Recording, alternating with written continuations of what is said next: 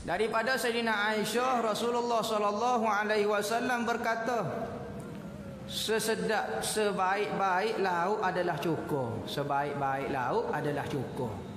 Cukur ni sama ada kita nak makan cukur saja, cukur campur dengan gula, cicuh dengan roti, ataupun cukur buat acar cukur. Yang penting cukur lah. Maka Rasulullah satu kali masuk kepada rumah isteri dia. Ada riwayat kata masuk kepada rumah sepupu dia, Ummu Hani. Maka dia tanya, ada makanan ke tak nak makan? Maka katanya ada roti. Lepas tu ada lauk-lauk ke tak? Lauk ke apa nak cicuh ke? Maka katanya isteri dia kata tak ada lauk ya Rasulullah. Lepas tu apa dia ada rumah kita? Cukur ada. Tengok lauk rumah Rasulullah. Isteri dia jawab lagu tu biasa. Kita kalau rumah tak ada lauk, bukan tak ada lauk, penuh dah dalam petinya.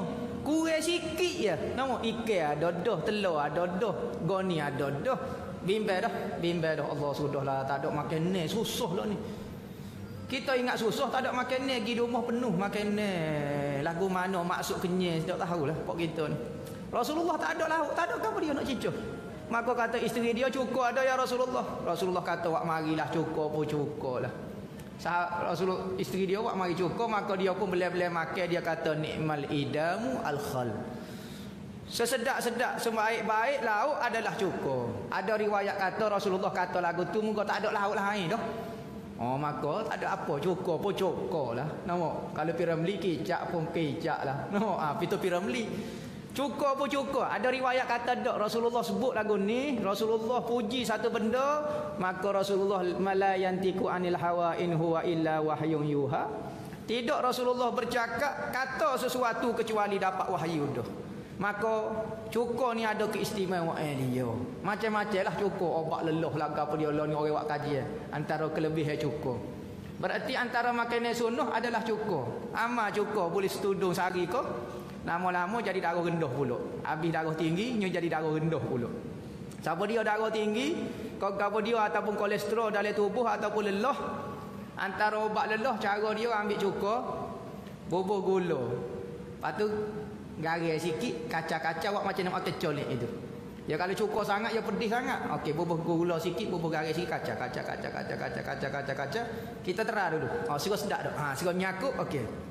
Ambil cukur tu baca kuliah sekali, senapah. Seduk napah dalam-dalam, baca kuliah bismillahirrahmanirrahim dengan bismillah. Bismillahirrahmanirrahim, kuliah ayyuhal kafirun la a'budu. Senapah. Ku Allah senapah, qul a'udzu birabbil falaq senapah, qul a'udzu bin nas senapah. Pak ku tu baca senapah. Lepas tu siuk di cukur tu senapah. Siapa habis napah? Lepas tu minum satu sudu saja, satu sudu teh. Jangan senduk. Minum senduk biru muka.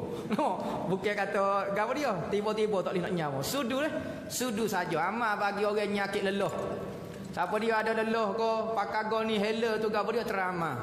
Jangan tanya mari lelah, jadi tak boleh nyawa. Naik tak lelah, buat amalan. Sudu sehari saja. Kalau nak makan ngacon tu suka pasal, tapi hanya untuk obat. Sudu. Insya-Allah banyak dah orang dapat makan jasa. Jaya tak ada. Ada orang tu habis semakuk pakai tak lelah daripada kecil sampai ke tua, sampai kanak mati tak lelah. Masa kecil tak lelah. Lelah. Tu amalan untuk penyakit lelah. Nak buat turun kolesterol, orang nak suruh kurus, lah ni macam-macam dah. Minat sangat kurus.